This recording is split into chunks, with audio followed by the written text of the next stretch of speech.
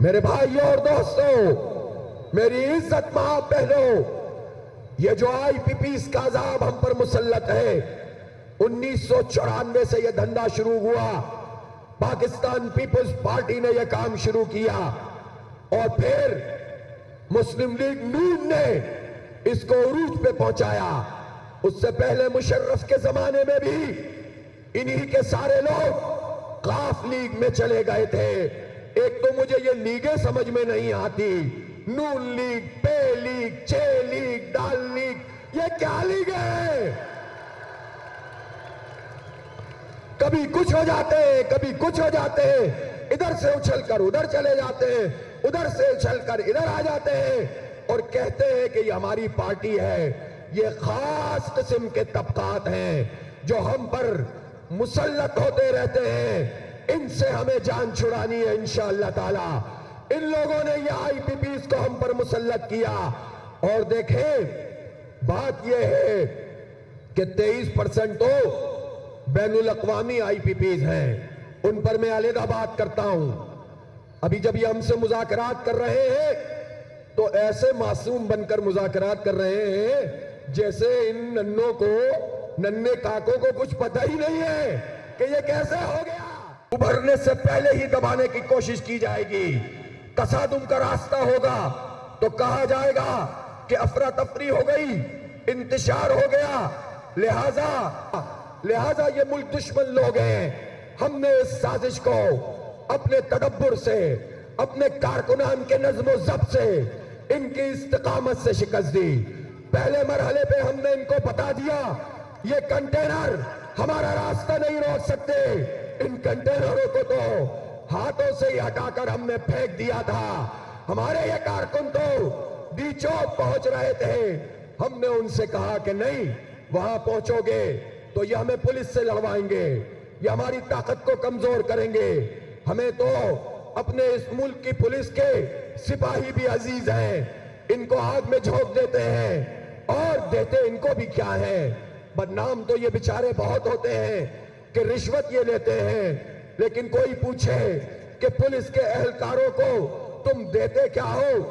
تم ایک طرف ان کو کچھ دیتے نہیں ہو، اکوپ نہیں کرتے ہو، پھر بار بار انسانوں سے، اپنے ہی شہریوں سے لڑواتے ہو، بدنام کرتے ہو۔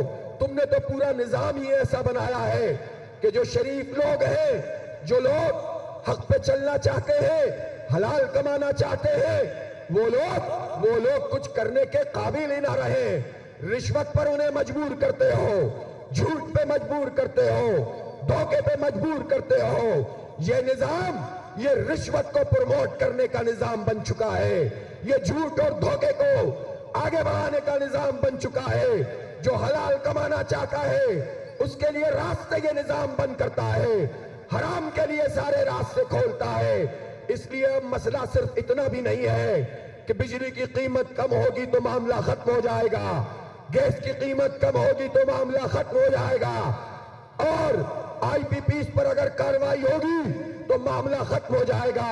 ان مطالبات کے نتیجے میں جو ہم نے کہے ہیں، جو کیے ہیں، جس پر ہم دھرنا دے رہے ہیں، اس میں تو اگر تنخواہ داروں کا یہ سلیب یہ ختم کریں گے، بجلی کی قیمت صرف اتنی کریں گے جتنی بجلی کی لاگت ہے، اور مزید ٹیکس ہم نہیں دیں گے۔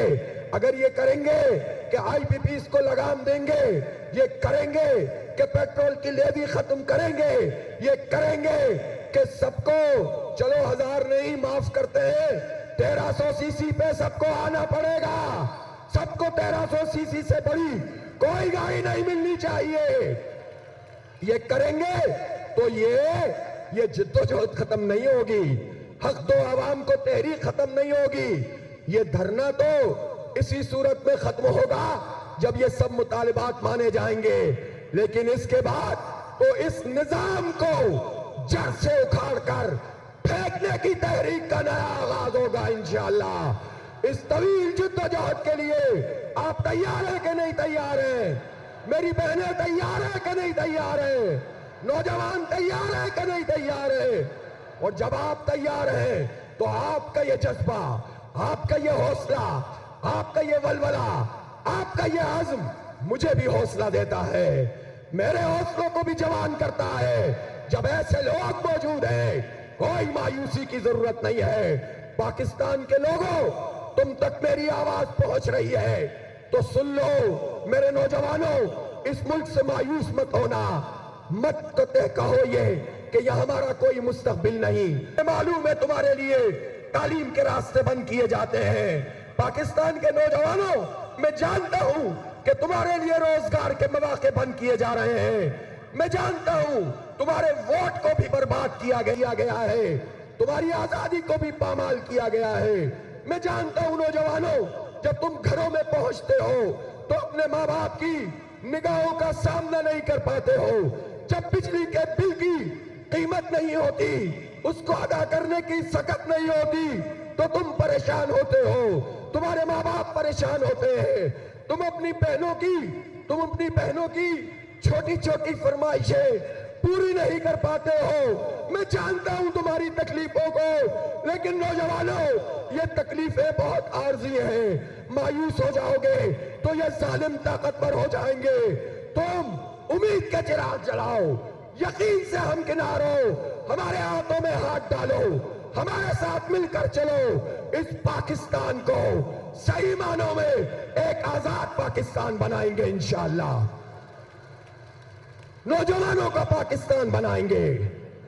میں پوچھنا چاہتا ہوں کہ یہ آئی پی پیز کا جو دھندا ہے, اس میں ہماری انسٹال کیپیسٹی 41,000 میگا واٹ ہے اور ہماری جو کھپت ہے اس وقت وہ 20-22 میگا واٹ. جو پیک آورز کی کھپت ہے وہ بھی 30-35 میگا واٹ, 30,000 میگا واٹ. پھر اضافی پیسے ہمیں دینے پڑتے ہیں. مجھے یہ بتایا جائے کہ یہ ظلم جو تم نے کیا ہے کیا سوچ کر کیا ہے کہ لوٹتے رہو گے اور کوئی پوچھے گا بھی نہیں, کھاتے رہو گے, کوئی آواز بھی بلند نہیں کرے گا, کوئی حکومت میں آئے گا تو انہی آئی پی پیز والوں کو اپنے ساتھ شامل کر لے گا, تو پھر تم یہ چاہتے ہو کہ یہ دھندا چلتا رہے. میں یہ پوچھنا چاہتا ہوں کیا پلان تھا تمہارے پاس؟ میں بتاتا ہوں ہمارے پاس کیا پلان ہے.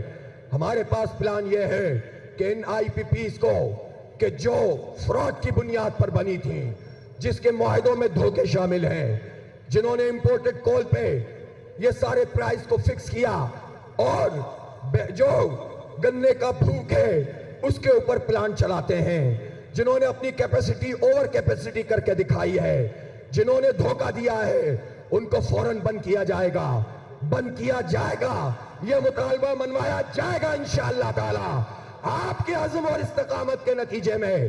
اور پھر جو ہماری انسٹال کیپیسٹی ہے اس کو ہم اپنے نیشنل گریڈ میں گے اور اس نیشنل گریڈ کو امپروو کریں گے. جو انویسٹمنٹ ہماری ٹرانسمیشن اور ڈسٹریبیوشن میں ہونی چاہیے